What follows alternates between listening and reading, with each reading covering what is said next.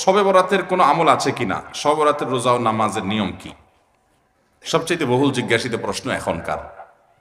শবে বরাত আসছে, যেটাকে আসলে হাদিসের ভাষ্যে বলা হয়েছে মধ্য শাবানের রাত, শবে বরাত না, এটার হাদিসের ভাষ্যের নাম কি? মধ্য শাবানের রাত। এই মধ্য শাবানের রাত বা মধ্য শাবানের রজনী, এই রাতে যেটাকে আমরা শবে বরাত বলি, এই রাতের নামাজের নিয়ম কি?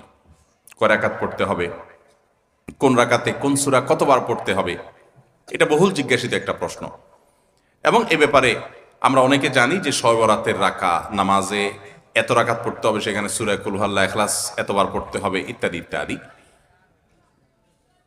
লাইলাতুল কদর ছাড়া অন্য যে সমস্ত রাতের ফজিলত আছে, এর মধ্যে 10টা রাতের কথা আল্লাহ তাআলা শপথ করেছেন, ওয়াল ফাজরি ওয়া লায়ালিন আশর। সে 10টা রাত হলো জিলহজের প্রথম দশক।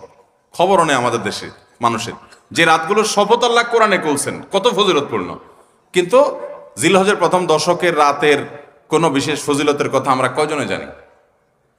যাই হোক, মধ্য শাবান রজনীর কথা আমরা বেশি জানি শুধু না, সবচেয়ে বেশি আমরা এ রাতে ইবাদত বন্দেগীর চেষ্টা করি।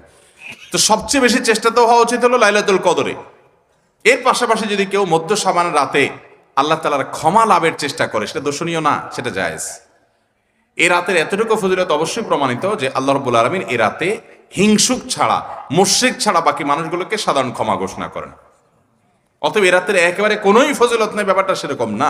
বিভিন্ন হাদিসের আলোকে এটুকু অন্তত সাব্যস্ত হয় যে আল্লাহ তাআলা হিংসুক এবং আপনার মুশরিক ছাড়া, মানুষের পিছিয়ে লাগে শত্রুতা, এই মানুষটা বাকি মানুষকে মাফ করে। তাহলে মধ্য শাবানের রাত বা যেটাকে শবরাত বলছি আমরা, এই রাতের মূল আমলই হলো, এটাকে কেন্দ্র করে মূল আমলই হলো নিজেকে শিরক এবং হিংসা থেকে পরিচ্ছন্ন করা, সাধারণ ক্ষমার উপযুক্ত করা। এটা হলো মূল আমল, বাস।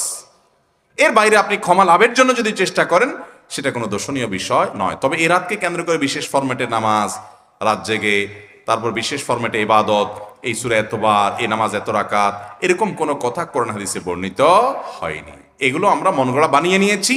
এবং যদি এরকম কোনো ফরম্যাট আমরা ঠিক করে নিয়ে সেভাবে ইবাদত করাটাকে আমরা এ রাতের আমল, শরিয়া সিদ্ধ আমল মনে করি বা সুন্নাহ আমল মনে করি বা কোন নির্দিষ্ট আমল মনে করি, তাহলে বেদাতে পর্যবেসিত হবে।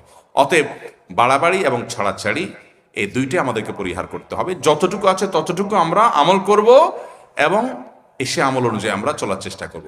শবে বরাতে সবচেয়ে বেশি মানুষ মসজিদে কেন ভিড় জমায়?